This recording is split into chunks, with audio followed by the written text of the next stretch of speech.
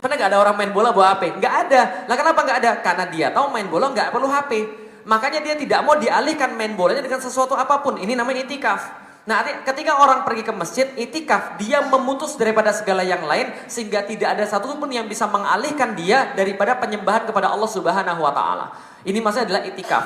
Tapi di zaman dulu prakteknya begini salah. Prakteknya justru pada tamathil tadi, pada patung-patung tadi. Maka Ibrahim bertanya kepada kaumnya, "Wahai bapakku, wahai kaumku, kalian kok mantengnya pada patung? Ini patung model apa ini?" Lah kenapa? Karena zaman dulu ketika ada orang kemudian sudah manteng pada sesuatu, dia memang nggak bisa dialihkan apa-apa. Apa jawabnya? Wajadna aba'ana laha abidin. Kenapa kami manteng pada patung ini? Kamu nih ganggu aja. Dari dulu sudah begini, tahu? Nah, jawabnya begitu.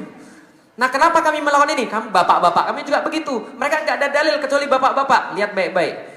Di dalam Al-Quran, tadi kita sudah bacakan di dalam surat Al-An'am, kita ketika membahas tentang millata Ibrahim Hanifah, kita diminta memperhatikan Ibrahim sebagai orang zaman dulu. Artinya ketika kita melihat orang zaman dulu, kita minta diperhatikan. Tapi dalam hal ini kita diminta berhati-hati pada orang zaman dulu. Sudah saya bilang tadi ya, di dalam surat Al-Fatihah, orang zaman dulu ada dua. Satu orang yang diberikan nikmat, dua orang yang diberikan sesat dan diberikan murka oleh Allah. Nah, di dalam surat ini juga disampaikan dua hal yang kayaknya sama tapi berbeda. Satu disuruh perhatikan orang zaman dulu yang baik seperti Ibrahim. Yang kedua, orang yang menyembah berhala ternyata juga beralasan bahwa kami mengikut orang pada zaman wajadna aba'ana laha abidin. Ternyata kata-kata wajadna aba'ana laha abidin itu diulangi sebanyak itu di dalam Al-Quran.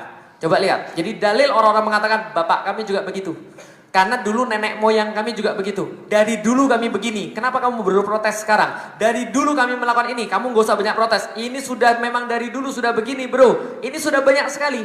Maka ketika Ibrahim datang kepada kaumnya, lalu berkata kepada kaumnya menjawab, kami dari dulu sudah begini. Nenek moyang kami ngajarin. Kalau kamu tidak senang dengan kami, berarti kamu menantang nenek moyang kami. Paham teman-teman sekalian? Jadi dalilnya seperti itu. Nah, kalau gitu kita lihat teman-teman sekalian.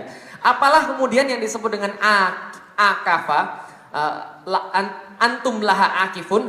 Kalau orang-orang yang akif di zaman dulu ada orang yang memperhatikan patung-patung, zaman sekarang mungkin game. Betul begitu?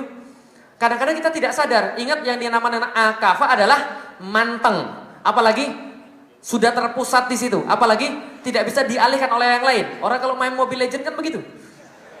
Sebentar lagi war bro gitu kan ya. Sebentar, kenapa lagi war ini? Kenapa? Bahkan ada kemudian meme pacaran saja yang sudah jadi sesembahan baru kadang-kadang sama Mobile Legends aja kalah kan itu kan ya. Lah, kenapa? Gara-gara tadi dia sudah manteng. Kalau andaikan ada sesuatu hal, ingat baik-baik, ada sesuatu hal yang antum manteng di situ terus-terusan.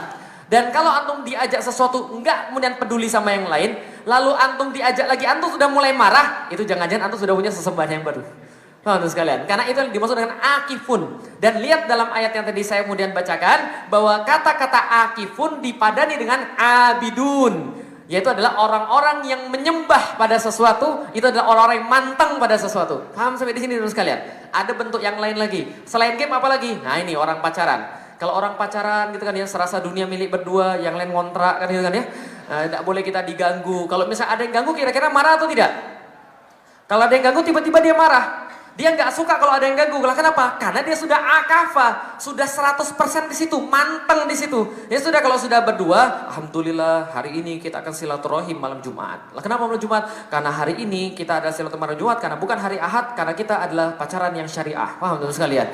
Nah, jadi ini mulai nggak begitu. Lalu kemudian dia di situ sudah dalam forum itu dia tidak mau diganggu oleh orang. Ini sudah akafa. Orang pacaran itu bisa jadi sesembahan yang baru.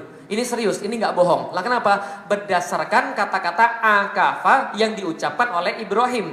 Lah coba lihat.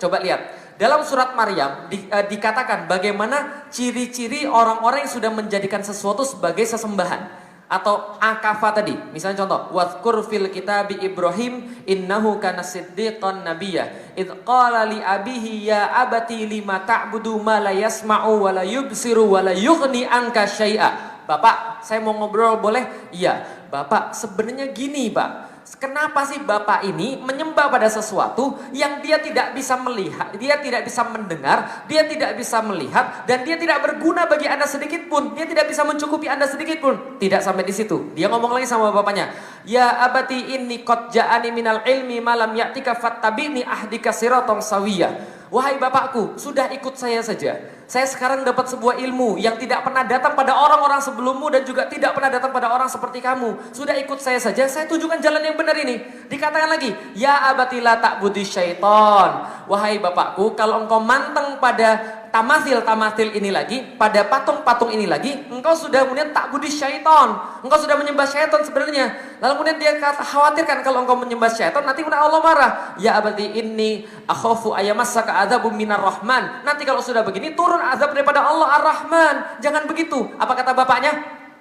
Ar-Raghibun anta an alihati ya Ibrahim. Wahai Ibrahim, benci sebegitunya engkau dengan sesembahan-sesembahanku. Lalu kemudian apa yang dikatakan?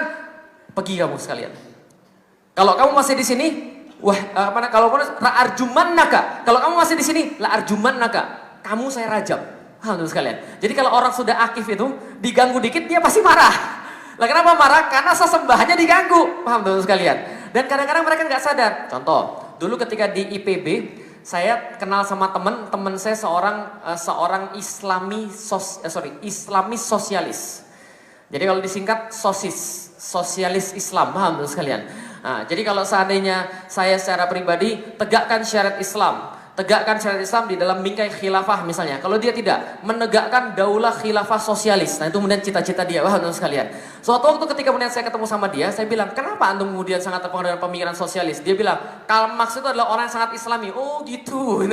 Saya bahas tentang Karl Marx. Setelah saya bahas tentang Karl Marx, kemudian saya kasih tahu ini kelemahannya dan sebagainya. Saya cerita segala-galanya. Ujungnya saya bilang, Karl Marx itu kalau model-model kayak begitu dia mati masuk neraka, saya mau dicekik, paham teman sekalian? Lah kenapa? Karena dia sudah akif pada situ.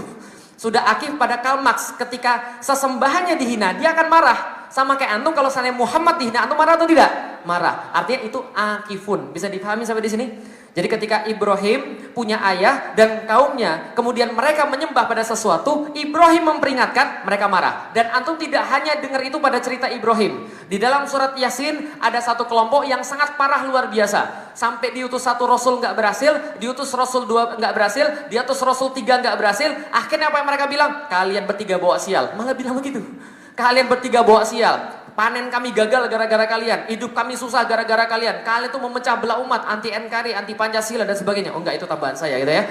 Baik. Jadi intinya adalah apa? Seluruh nabi-nabi yang dikatakan di dalam Al-Qur'an itu ketika dia membicarakan tentang sesuatu kalimat tauhid, itu kaumnya tidak suka dan mereka mengatakan, Anda menghina bapak-bapak kami. Anda menghina tradisi-tradisi kami. Anda menghina yang dari dulu kami lakukan. Bisa difahami sampai di sini teman sekalian. Apalagi tamasil-tamasil yang lain atau tamasil-tamasil yang menyebabkan mereka manteng. Zaman sekarang bola. Nah, ini zaman sekarang. Betul begitu? Ada orang yang tega menyakiti orang lain gara-gara bola? Lihat baik-baik. Azar itu orang tua Ibrahim. Azar itu orang tua Ibrahim. Entah bapaknya, entah pamannya, yang jelas posisinya disebut ab di situ. Di situ posisi disebut sebagai abi. Abi itu artinya bapak saya. Abun itu artinya bapak. Nah tapi bapaknya saja ketika tamathilnya diganggu sampai berkata, la arjumannaka wahjurni malia. Kalau kamu di sini tetap, saya rajam kamu. Lebih baik kamu pergi untuk selama-lamanya. Jangan sampai saya lihat lagi. Sampai seorang bapak tega ngomong seperti itu pada siapa? Anaknya. Ada apa? Gak ada apa-apa ya. Pada anaknya kemudian dia tega ngomong seperti itu. Artinya apa? Tega menyakiti. Zaman sekarang ada orang menyakiti orang lain gara-gara bola? Ada, karena pendukungnya beda, kemudian saling menyakiti. Bukan tidak boleh, boleh-boleh saja. Antum mau mendukung bola, boleh. Antum mau nonton bola, boleh. Tapi jangan jadikan itu sebagai tamathil. Lah kenapa? Kalau dijadikan sebagai tamathil, antum dihina tim bolanya, antum ngamuk. Sekalian.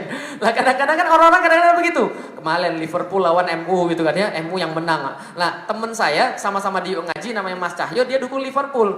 Saya dukung MU. Lah sudah saya kirimin meme-meme yang menyakitkan gitu tadi. Tapi nggak menyebabkan kita jadi kemudian pisah temenan gitu maksudnya. Lah kenapa? Karena itu tidak kita jadikan sebagai tamathil.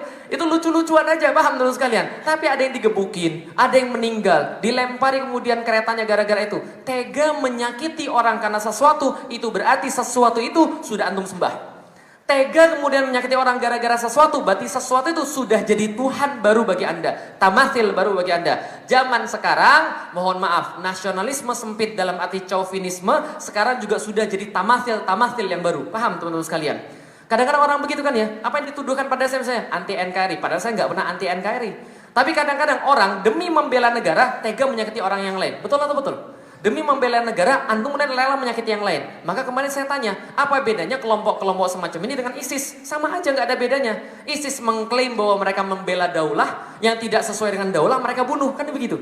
Lalu kemudian ada lagi orang yang mengklaim bahwa kami paling NKRI, yang nggak sesuai sama kami bisa kami sakiti, kan begitu. Ini masalahnya kan ya. Nah muncul yang begini karena tamathil yang kemudian diberikan yang baru untuk orang-orang muslim. Tapi ada pertanyaan, enggak Ustaz, karena Rasulullah juga nasionalisme. Rasul bukan nasionalisme, Rasul mencintai tempat lahirnya. Dan mencintai tempat lahir itu adalah sesuatu yang wajar. Maka Rasul berkata, ya Allah, aku mencintai Makkah. Kalau andai kan aku tidak diusir dari sini, aku tidak akan pernah meninggalkan Makkah. Karena mencintai Makkah, mencintai tempat lahir itu wajar. Antum lahir di mana misalnya? Saya lahir di Jakarta, oh saya senang Jakarta. Saya lahir di Palembang, saya senang Palembang. Itu wajar, nggak ada masalah. Tapi kalau antum mengunggulkan Palembangnya sehingga yang lain jadi di bawah antum, itu namanya chauvinisme. Jadi paham teman sekalian? Mulai muncul kata-kata mengagungkan negeri antum, lalu mulai merendahkan yang lain. Ini mulai chauvinisme. Kata-katanya modelnya kayak apa? Alhamdulillah, Indonesia ini Islam di sini yang paling bagus. Bahkan Islam di sini yang paling rahmatan lil alamin. Yang di Arab tidak, karena mereka berselisih. Yang di Timur Tengah tidak. Contohnya seperti Suriah, Palestina dan sebagainya. Ini contoh Islam yang nggak benar. Hati-hati. Allah memuliakan hambanya bisa jadi dengan jihad fisabilillah. Allah bisa jadi memuliakan hambanya dengan perang seperti itu. Artinya apa? Dengan perang seperti itu, mereka surganya sudah tetap. Antum yang masih damai, surganya belum tetap sama sekali. Bahkan antum dihuni oleh fitnah-fitnah yang lain. Bisa difahami teman-teman sekalian. Artinya adalah apa? Ketika kita mengunggulkan diri kita sendiri, mencampakkan sebagian yang lain, masuk kita dalam tamathil yang tadi. Bisa difahami sampai di sini teman-teman sekalian. Dan coba lihat baik-baik teman-teman sekalian. Kalau andaikan bicara tentang nasionalisme sempit dalam arti chauvinisme kayak tadi, kira-kira orang kafir bisa atau tidak? Ada orang muslim teriak, saya paling NKRI. Orang kafir bisa teriak begitu.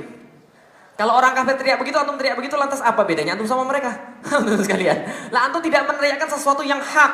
Apa itu yang hak? Mencintai Islamnya. Bagi saya mencintai Indonesia. Lah kenapa saya mencintai Indonesia? Karena Indonesia adalah Islam. Makanya dibuka dengan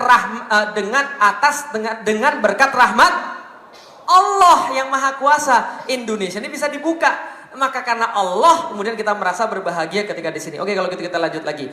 Banyak tamathil yang lain.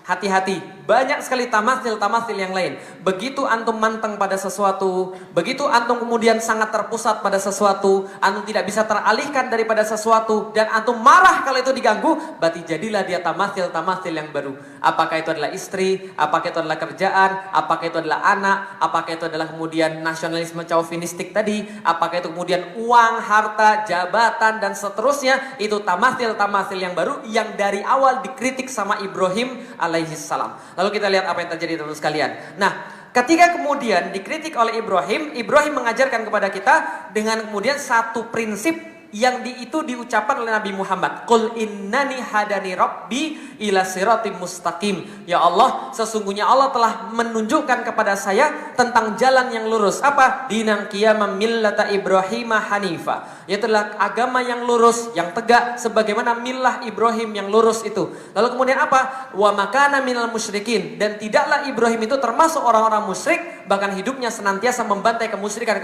yang ada, tamathil yang menyaingi Allah Subhanahu wa taala. Misal teman-teman sekalian, lihat millah Ibrahim. Ibrahim lahir di mana? Di bumi. Nah, itu pasti anak IPS itu. Ibrahim lahir di mana? Ibrahim lahir di mana? Ada yang tahu? Ibrahim lahir di daerah Mesopotamia. Mesopotamia itu kalau antum lihat sebentar, antum kira-kira paham letak Irak yang sekarang? Oh. Turki? Nah, Turki tarik ke bawah dikit itu kan ada Jazirah Arab ya. Jazirah Arab yang teluk sebelah kanan itu. Ya, tahu kan teluk Irak itu? Nah, itu tarik dari situ sampai ke atas Turki itu namanya Mesopotamia. Kota yang paling bawah namanya Ur-Kasdim, kota yang paling atas namanya Sanli Urfa. Sanli Urfa itu sekarang masuk bagian Turki. Dulu ketika dikuasai Yunani namanya Odessa. Dulu lagi namanya Ar-Ruhah. atau urfah tadi. Yang tarik ke bawah namanya urkasdim. Penelitian yang paling valid mengatakan Nabi Ibrahim lahirnya di Urkasdim tadi. Jadi daerah Mesopotamia yang bagian sebelah selatan. Nah, dan pada saat itu Mesopotamia itu dikuasai oleh dinasti Babilonia. Jadi Babilonia itu kemudian punya tuhan-tuhan itu adalah dewa-dewa. Jadi dewa-dewa Babilonia. Dewa-dewanya apa? Banyak, saya nggak hafal teman-teman sekalian. Tapi mereka buat banyak sekali patung-patung yang sampai sekarang patung-patungnya turunan-turunannya antum masih bisa lihat di Turki. Kalau misalnya pulang dari sini coba nanti ketik di Google Adiyaman. Jadi Adiyaman di situ ada banyak patung-patung yang dulu merupakan patung-patung berhala dan ada juga patung patung Namrud yang sudah disembah sebagai dewa di situ. Jadi banyak sekali patung-patung. Azar ini diriwayatkan sebagai seorang pembuat patung, bapaknya yang tadi. Maka pada waktu itu di Babilonia itu yang namanya Ibrahim bertemu dengan orang-orang yang menyembah patung sebagaimana yang tadi kita bahas, dan sekaligus kedua bertemu dengan bagian utara Mesopotamia bagian utara yang menyembah bintang-bintang. Jelas sampai di sini? Jadi ada dua model, satu menyembah patung, satu menyembah bintang. Di mana menyembah bintang? Di kota namanya Haran. Haran ini sekarang sekitar 62 km dari Sandi Urfa. Nanti coba lihat kalau mau dilihat. Nah, ceritanya gimana? Nabi Ibrahim bertemu dengan dua keyakinan itu, dan dua keyakinan itulah yang disampaikan di dalam Al-Quran. Jadi pertama adalah keyakinan orang tentang patung-patung, kedua keyakinan orang tentang bintang-bintang. Keyakinan terhadap bintang-bintang itu disebutkan di dalam surat Al-An'am ayat 75 sampai dengan 80 ketika Ibrahim berkata, Ibrahim melihat bintang maka dia katakan ini Tuhan. Gitu kan ya. Lalu kemudian bintangnya ternyata dikalahkan oleh bulan. Oh ini Tuhan karena lebih besar. Ini akbar, ini lebih besar. Lihat kemudian rembulan kemudian terbenam. Oh enggak, ini bukan Tuhan. Lihat matahari terbit. Nah ini Tuhan. Matahari terbenam. Oh enggak, bukan Tuhan. Tapi Tuhan saya hanya Allah Subhanahu wa taala. Banyak yang salah paham bahwa ini adalah perjalanan Nabi Ibrahim dalam mencari Tuhan. Bukan. Tafsir yang paling kuat ini adalah perjalanan Ibrahim dalam menyadarkan kaum-kaum penyembah bintang. Paham sampai di sini? Jadi dia menggunakan logika kaum penyembah bintang untuk mengenalkan Allah pada mereka. Jadi Ibrahim sebelumnya bukan musyrik. Gitu kan ya. Makanya dikatakan wa makana minal musyrikin. Dia tidak termasuk orang-orang yang musyrik. Dari awal Ibrahim sudah ditunjuki oleh Allah ketika bertemu dengan penyembah bintang, dia bilang, "Kamu nyembah bintang ini. Oh, ini Tuhan. Oh, itu lebih besar. Kenapa itu enggak Tuhan?" Gitu loh maksudnya. Kenapa bulan itu enggak jadi Tuhan? Oh, itu aja Tuhannya, kata mereka. Ibrahim bilang, "Ah, itu Tuhannya, karena dia lebih besar." Harusnya kalau kalian bilang itu Tuhan, ya ini Tuhannya lebih besar. Lalu terus ketika tenggelam, nggak mau jadi Tuhan itu, tenggelam. Ini jadi Tuhan lebih besar, nggak tenggelam, lebih terang, matahari namanya. Ternyata matahari tenggelam, udah, gak usah nyembah pada matahari, gak usah nyembah pada bintang, gak usah pada bulan, sama Allah saja menciptakan kalian. Itu cara Nabi Ibrahim berdakwah pada orang-orang yang bersifat menyembah bintang. Bagaimana dengan yang menyembah patung? Nah, itu juga sudah terkenal. Itu di dalam surat Al-Anbiya ayat 51 sampai dengan 71 diceritakan di situ Nabi Ibrahim bertemu dengan bapaknya dan kaumnya penyembah patung-patung. Dan apa yang terjadi? Nabi Ibrahim diajak, "Yuk kita lagi mau keluar, lagi mau ada pesta rakyat, kira-kira gitulah, lagi mau ada hari raya." Nabi Ibrahim berkata, "Saya lagi sakit." Padahal Nabi Ibrahim sedang menyusun rencana. Ketika kemudian menyusun rencana, dia bilang, "Nanti saya akan tunjukkan bagaimana kemudian Tuhanmu itu lemah sekali." Perkataan ini didengar sama orang, sama seseorang yang nguping. Apa yang dilakukan oleh Nabi Ibrahim? Ketika semua sudah pada capek, ketika semua sudah pada tidur, Nabi Ibrahim keluar, patung-patung itu dihancurkan satu persatu. Kemudian kapaknya dikalungin pada yang paling gede. Ini jeniusnya Nabi Ibrahim kan ya.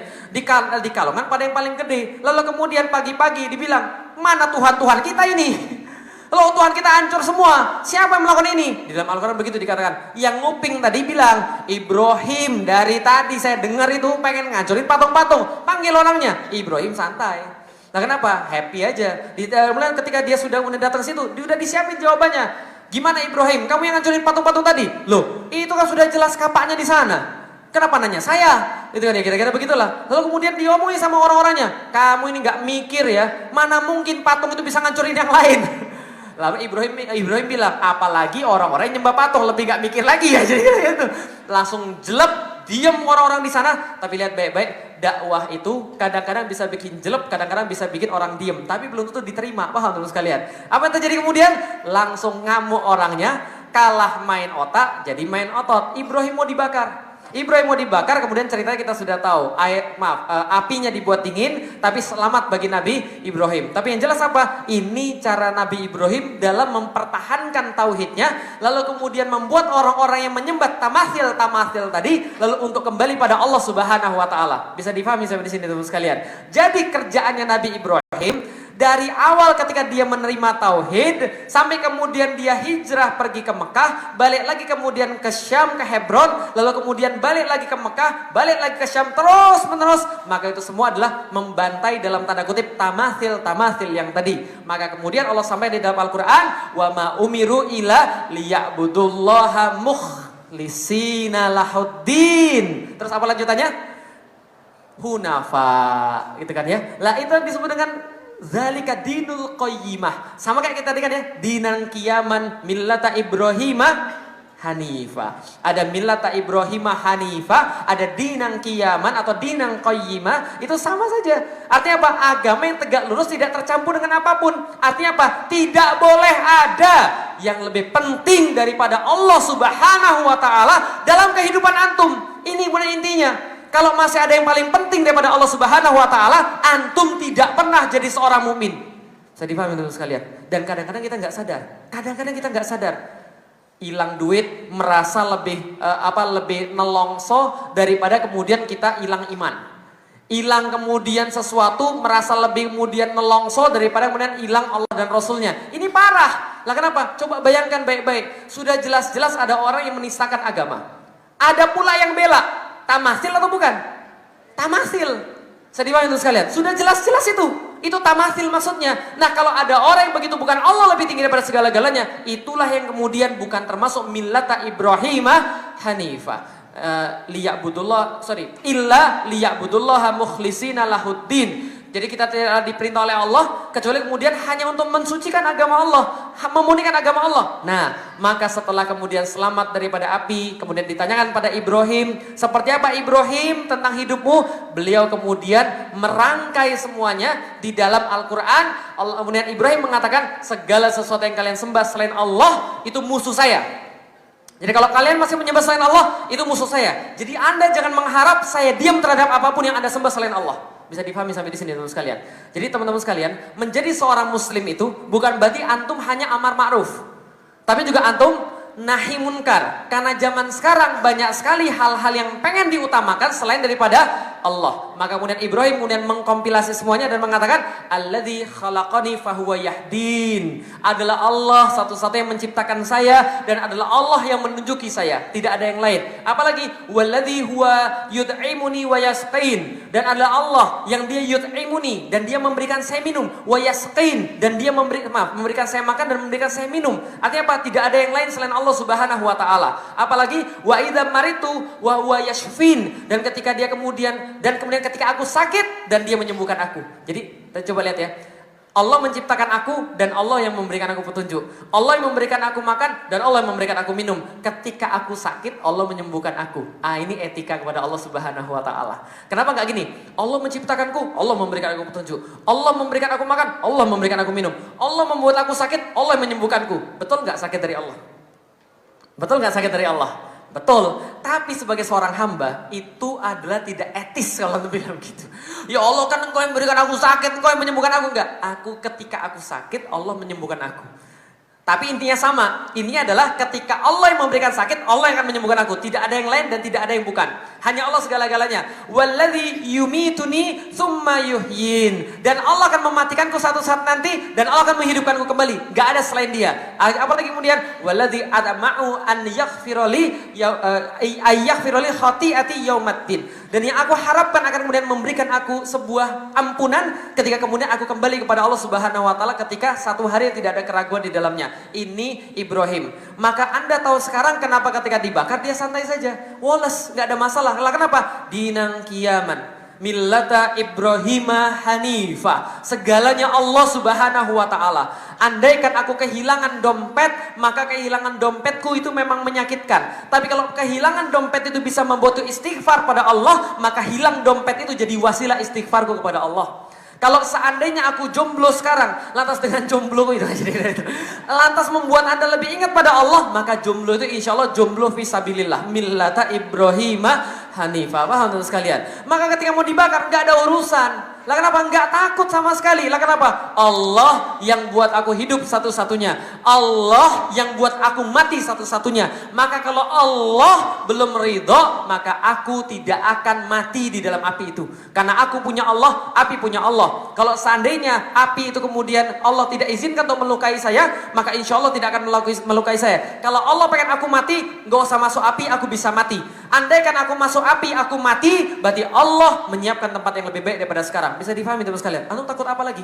Antum perlu apa lagi? Kalau antum sudah yakin bahwa Allah yang menciptakan antum, memberikan antum hidayah, Allah yang memberikan antum makan, antum yang diberikan Allah yang memberikan antum minum, Allah yang menyembuhkan antum, antum dibangkitkan oleh Allah, antum dimatikan oleh Allah, antum diampuni oleh Allah. Kalau antum mati dengan cara Allah, antum kurang apa lagi? Antum perlu apa lagi? Sedih paham itu sekalian. Nah ini lawan dinan kiaman millata Ibrahimah Hanifah. Nah kenapa? Karena ini adalah keyakinan Ibrahim yang diteruskan oleh Nabi Muhammad. Nah sebenarnya materi masih banyak, tapi saya singkat saja. Intinya adalah itulah inti daripada kalimat La ilaha illallah. Tidak ada Tuhan yang berhak disembah selain Allah. Bagus. Tapi kalau tidak ada Tuhan selain Allah, salah. Lah kenapa harus tambah tidak ada Tuhan yang berhak disembah kecuali Allah? Atau kalau mau singkat, tidak ada sesembahan kecuali Allah. Lah kenapa? Coba lihat baik-baik. Dalam bahasa Arab Tuhan adalah Rob. Sekali lagi, Tuhan dalam bahasa Arab adalah Rob. Sedangkan sesembahan dalam bahasa Arab adalah ilahun. Itu sesembahan. Ilah itu sesembahan. Tempat meminta, tempat kemudian kita memohon dan sebagainya. Rob itu Tuhan, pengatur, pemelihara dan seterusnya. Jadi Rob itu lebih bersifat penguasa, lebih bersifat Tuhan. Jadi kalau seandainya Islam itu adalah tidak ada Tuhan selain Allah, maka kalimatnya bukan la ilaha illallah, tapi kalimatnya la robba illallah. Tapi kalimatnya muncul begitu. La robba ilallah, enggak kan ya? Yang muncul apa? La ilaha. Kalau la robba ilallah, orang kafir Quraisy enggak akan tersinggung. Lah kenapa? Apa kamu bilang tadi? Tuhan kita hanya Allah. Sepakat bro. Lah kenapa? Memang Tuhan kita Allah. Dari dulu orang kafir Quraisy Tuhannya Allah. Apa buktinya? Rasul punya ayah namanya Abdullah, hamba. Berarti Allah sudah ada belum sebelum Rasulullah ada? Ada. Tapi masalahnya adalah percaya Allah sebagai Rabb, tapi menyembahnya pada yang lain. Tapi ketika begitu dikatakan La ilaha illallah, tidak ada sesembahan kecuali Allah, Quraisy kemudian tersinggung. Lah kenapa? Loh, kalau kamu bilang Tuhan hanya Allah, bahwa sesembahan hanya Allah, Tuhan sekaligus sesembahan itu hanya Allah subhanahu wa ta'ala, lantas gimana 300 patung kami yang lain? Paham teman sekalian? Lah itu ada 300 bro, mau dikemanain? Lah kan mereka koleksi tuh patung. Nah mana punya patung sini, bawa ke Ka'bah, ayo kita kelilingin bareng-bareng, kan itu kan ya? Lah kalau anda bilang Tuhan cuma satu, 300 yang lain mau dikemanain? Paham kira maksud saya? Itu menjelaskan kenapa banyak orang gila pada zaman sekarang. Paham teman sekalian? Apa hubungannya dengan orang gila teman sekalian? Jadi gini, ketika kemudian orang-orang yang punya hajat itu tersinggung, mereka melakukan dengan banyak hal untuk itu. Lah sekarang terakhir saya sebutkan satu hadis supaya teman-teman tahu seperti apa yang terjadi kalau anda bawa dinang kiaman atau millata Ibrahimah Hanifah, membawa kemudian ajaran Ibrahim yang disebut oleh Rasulullah dalam bentuk Islam. Apa yang ketika anda bawa ada orang yang tersinggung? Siapa yang tersinggung? Yang punya tamasil, paham sekalian? Yang punya yang sesuatu yang mengakifkan dia itu, yang memantengkan dia itu. Lihat apa yang terjadi? Nih ada sebuah hadis Rasul katakan begini, Allah tidak mencabut ilmu dengan tiba-tiba atau dengan sekali cabutan, tapi Allah mencabut ilmu dengan cara mewafatkan para ulama. Anda sudah lihat banyak ulama yang wafat? Banyak sekali. Ilmu-ilmu itu dibawa dengan para ulama. Jadi ulama itu punya ilmu diwafatkan bersama mereka. Dan antum jangan kira ilmu itu pengetahuan ya, beda. Ilmu yang dimaksud adalah karakter. Artinya adalah apa? Kalau ilmu adalah karakter, dia dibawa dengan ulama. Maksudnya apa? Beda dengan ilmu yang kita bicara dengan pengetahuan, bedanya apa? Pengetahuan bisa didapat di Google. Sedangkan ilmu itu adalah sesuatu yang membuat antum lebih takut kepada Allah Subhanahu wa taala. Antum pergi ke pengajian, ulama kemudian memberikan kajian, setelah antum pulang, antum lebih takut pada Allah Subhanahu wa taala, antum lebih rajin sholatnya, antum lebih mau untuk menerima Islam, lebih sering baca Al-Qur'an, berarti itu ulama yang benar. Tapi kalau antum pulang daripada pengajian, maunya bunuhin orang, maunya mukulin orang, itu berbahaya, paham sekalian? Nah kenapa? Karena innama yakhsyallaha min ibadihil ulama. Sesungguhnya orang yang paling takut kepada Allah adalah para ulama di antara hamba-hamba Allah itu. Jadi hamba Allah, ada orang paling takut pada Allah, dialah ulama. Karena ilmu dia itu bisa membuat dia takut pada Allah Subhanahu wa taala. Model-model begini, ilmunya kemudian dibawa sama dia ketika mati. Nggak diwariskan, nggak bisa dituliskan lewat buku, dibawa mati sama dia. Nah kata Rasulullah, ketika kemudian Allah pengen mencabut ilmu, Allah wafatkan para ulama. Dan ketika ulama-ulama sudah wafat, lihat baik-baik, maka tersebarlah kebodohan di antara manusia. Manusia menjadi jahil. Jahil di sini bukan nggak ngerti, bukan nggak paham, bukan nggak punya pengetahuan. Google banyak, tapi jahil. Paham sekalian? Mereka belajar banyak, pengetahuan banyak, tapi jahil, nggak bisa membedakan mana aurat dan mana bukan aurat, nggak bisa membedakan mana cowok mana cewek. Paham dulu sekalian? Cowok sama cowok diajak masuk kamar, paham dulu sekalian? Setahu saya kambing aja nggak begitu, gitu kan ya? Kambing itu ketemu dengan kambing jantan yang lain, nggak mau bawa masuk ke kamar, paham dulu sekalian? Anjing jantan ketemu anjing jantan, kalau ketemu berantem, gitu kan ya? Lah untuk apa? Untuk membuktikan siapa yang paling anjing di antara mereka, paham dulu sekalian? Lah ini ada orang cowok sama cowok kemudian ya masuk ke kamar, itu mengerikan, paham dulu sekalian? Mereka pintar tapi jahil, paham tuh sekalian? Mereka pengetahuan tapi jahil. Nah, ketika jahil sudah menjadi kemudian sesuatu yang wajar di antara manusia, lanjutan hadisnya, setelah itu diangkatlah pemimpin-pemimpin yang jahil di antara manusia. Jelas sampai di sini? Jadi ada syarat supaya pemimpin jahil itu bisa diangkat. Apa syaratnya? Ulama harus mati semua. Paham ya? Ulama itu harus kemudian gak ada semua. Baru kemudian orang-orang jahil bisa diangkat. Nah, lanjutannya, ketika orang jahil sudah diangkat, maka bertanyalah orang-orang kepada pemimpin-pemimpin jahil, maka mereka memberikan fatwa, fatwanya sesat dan menyesatkan. Jelas sampai di sini? Kenapa ulama-ulama dalam tanda kutip diwafatkan? Tahu maksudnya dalam tanda kutip diwafatkan? Agar orang-orang tidak percaya lagi pada ulama. Bagaimana cara dibuat cara tidak percaya dengan ulama? Gak usah percaya sama dia, kelihatannya aja soleh, tapi ternyata dia mesum bro. Paham tuh sekalian? Kelihatannya diri soleh, tapi dia sebenarnya anti NKRI, anti Pancasila, kan gitu ya. Abdul Somad dibilang apa? Rasis. Kenapa rasis? Karena pernah menyerang orang Cina. Katanya begitu. Padahal saya bilang itu kan guyonan belaka. Dan ya, lalu apa? Dibilang rasis apa lagi? Karena bilang kafir.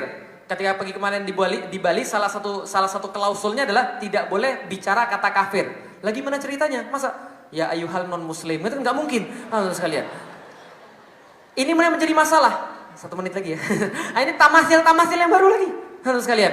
Jadi ketika ulama ini kemudian dalam tanda kutip diwafatkan, orang nggak percaya sama ulama. Ulama yang ini anti NKRI, ulama ini mau memecah belah, ulama yang ini mesum, ulama yang ini kemudian money laundering, ulama ini begini-begini. Ini yang diinginkan. Nah, ketika mulai antum tidak percaya pada ulama, antum akan cari tamasil yang lain. Itu sudah pasti. Antum pasti cari tamasil yang lain. Karena manusia pasti membebek pada sesuatu. Kalau antum nggak membebek pada yang baik, pasti membebek pada yang buruk. Karena manusia seperti tanah kosong. Tanah kosong kalau tidak susah payah ditanami oleh bunga-bungaan, maka dia akan tumbuh rumput dengan sukarela. Paham teman sekalian? Jadi kalau antum tidak ditunjukkan pada ulama yang baik, ulama yang benar, karakternya sudah nggak terbentuk oleh ulama, antum pasti jadi jahil. Pasti. Ceto. Lah kenapa? Karena ini sudah bagian daripada janji Allah Subhanahu wa taala. Jelas sampai di sini? Nah, jadi banyak orang gila berkilan, begitu ceritanya, gitu kan ya. Jadi mudah-mudahan antum enggak ketemu salah satunya gitu ya. Baik, terima kasih ini bisa saya sampaikan, sudah saya singkat sedikit tapi sudah paham ya. Kesimpulannya adalah kuncinya satu, tamasil tadi.